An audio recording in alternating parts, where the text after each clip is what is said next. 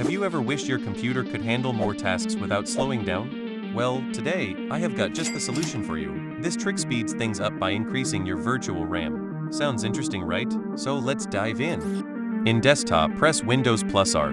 Then type /sysdm.cpl and hit enter. Now open Advanced tab, Settings, Advanced tab, and then click Change. Uncheck Automatically Manage Paging File Size for all drives. Check Custom Size. Now pause the video and follow the instructions given on the screen. Enter the same number as initial and maximum size.